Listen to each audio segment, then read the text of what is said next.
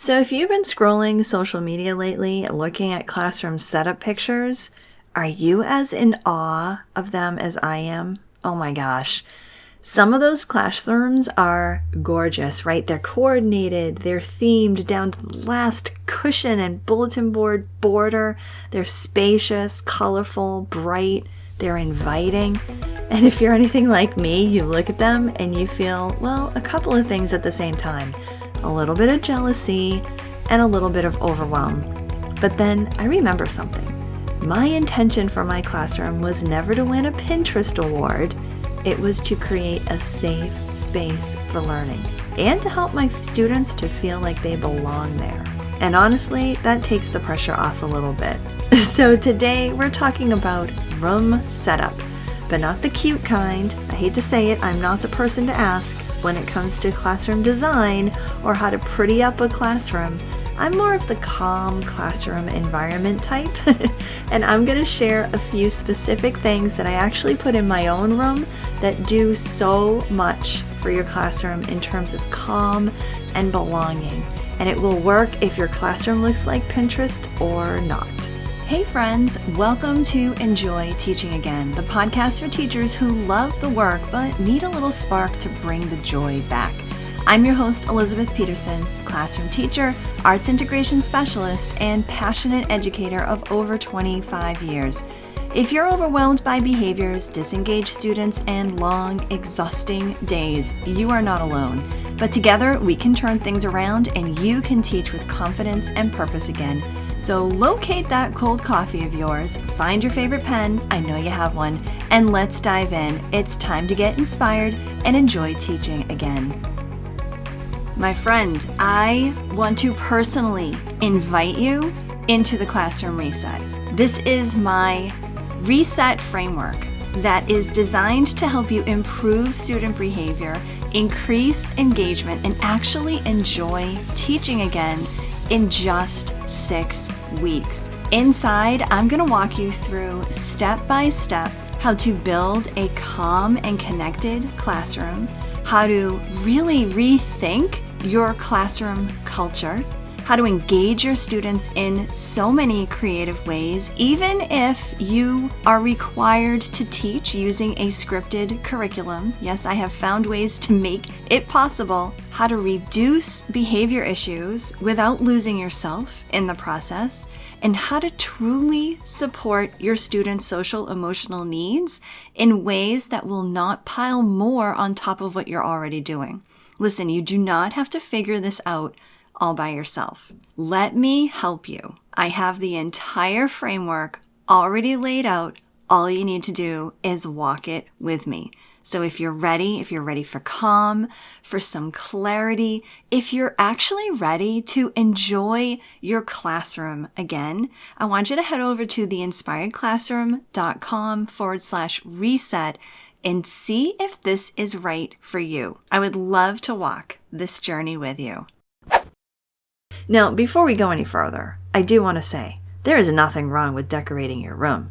Some of you may be so good at it, and if that's your thing, if it recharges you, please keep doing it. How wonderful that can be such an inviting thing for your students. And let me just tell you, if you're ever in Amesbury, Massachusetts, please come visit me in my classroom and help a fellow teacher out, okay? But I think a lot of us have gotten the message somewhere along the way that a good classroom has to be cute. A really cute classroom doesn't always mean that it's calm and inviting for students. So today, I want to walk you through a few areas that can really help to bring a sense of calm and belonging to your classroom. Okay, number 1 is the classroom refrigerator, but not a real refrigerator. You know how when you were a kid, your parents put drawings up on the fridge? Well, that's the whole idea here. I dedicate a space in my room, and it's usually the bulletin board that's right near my desk, for student-made things. Drawings, notes, little trinkets the kids have given me over the years. And elementary teachers, you know exactly what I mean, right? All of those things that you get from the kids. But even if you teach middle or high school, I want you to think about it. You've probably gotten a note from a student before, maybe a doodle, maybe a well-written essay or poem. Anything that's refrigerator worthy, put it up. Now, here's the thing I want to challenge just a little bit, okay? A lot of us were taught that classroom walls should be intentional and curated and even teacher created. Word walls, anchor charts, things that look very put together, and often things that we end up purchasing. And look, those things have their place. I'm not saying get rid of your anchor charts, but if every single thing on your wall came from you or came from a store, if all the doodads and the trinkets were things that you brought in for yourself, your interests, what is that actually telling your students about whose room this is? When a student does something even a little bit cool, doodles on a worksheet and still finishes it, writes something really strong, or gets a grade that they're really proud of on a math assignment, ask them if you can put it up on the classroom fridge area. It costs you nothing, and it tells the students in a very visible way that they matter in this room. And that right there, that's belonging.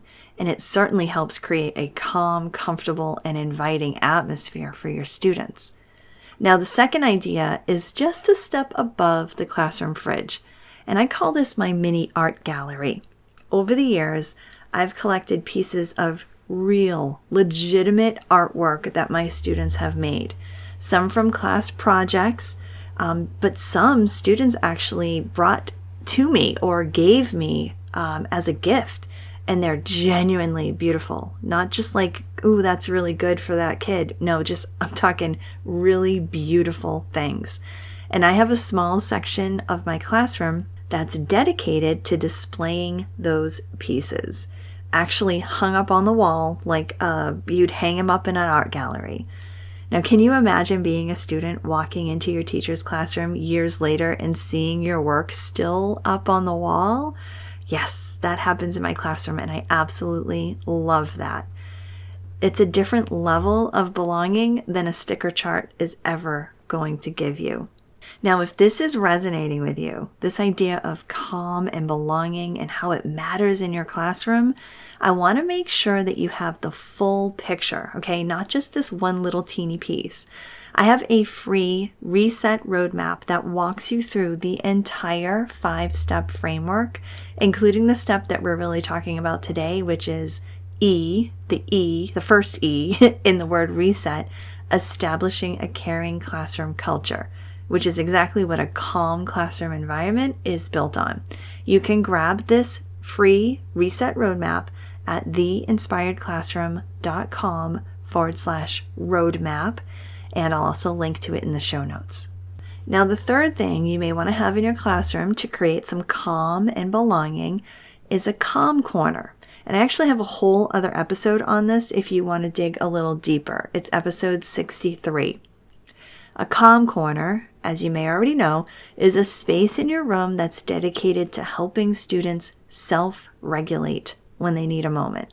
Now, I know a lot of teachers have tried this and felt like it maybe didn't really work. You know, kids used it as an escape from work, or it turned into a distraction instead of them using it as a tool. So if that's been your experience, I want you to go back and listen to episode 63. It's actually called, Is Your Calm Down Corner Even Working? The Mistakes Teachers Make and How to Fix Them. And I'll link that in the show notes too, of course. Now, a calm corner is a great little area to create if you have the space, but if you're lacking space, like I have been in my own classroom for years, you may consider having a break box. And this is a box that is ready to go for self-regulation, and you don't have to commit a whole corner of your room to it. It's flexible, it travels, super easy. And I actually created a resource in my TPT store for the break box system that you can use in your classroom. I'll also link that below. Now, the idea behind a calm corner or a break box is about giving students a safe way to take a break on their own. Self-regulation, right? This is an important skill that we should be teaching our kids across grade levels. And I would say, especially when the kids are older, in middle and high school, they need to understand the importance of taking an appropriate break, right? Allowing your students to acknowledge when they legitimately need a break and giving them the appropriate tools in your classroom to do so. It can be so empowering for kids of all ages, and it really shows that you respect them and want them to feel a big sense of belonging in your classroom. So each of these things, the fridge, the gallery, the calm corner, they're not about how your classroom looks in a photo, but they are more about how your room feels to the kid who's standing in your classroom. So when you're setting up your room this year and you inevitably see someone else's classroom online that makes you feel a little bit behind, I want you to come back to your intention and ask yourself, is this room a safe place for my students to learn? Do they feel like they belong here? And if the answer is yes, you are doing it right, even if there's not a single coordinated bin in sight. So here's how I want you to actually use this, okay? I want you to think of this as building more belonging into your classroom in 3 layers. So layer 1, start with the classroom fridge. Pick a spot this week. It doesn't have to be a big one.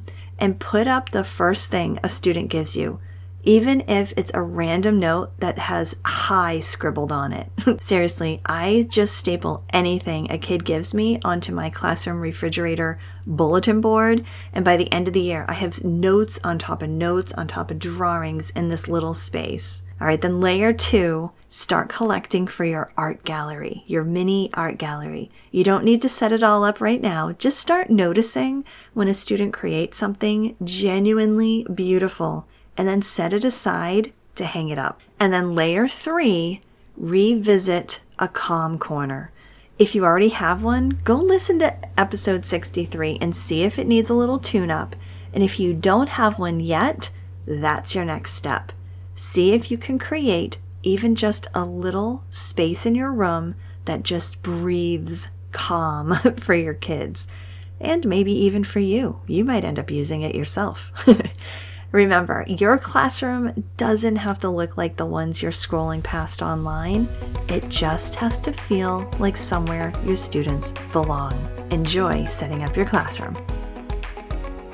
I hope this episode inspired you, encouraged you, or gave you a fresh idea to try. And if so, I would love for you to take a screenshot and text it to one of your teaching buddies. I'm so grateful that you landed here with me today, and it would mean the world to me if you would leave me a review over on Apple Podcast. Thanks so much for being here, and I'll catch you on the next episode. This is Elizabeth Peterson reminding you to get inspired so you can be inspiring to your students and enjoy teaching again.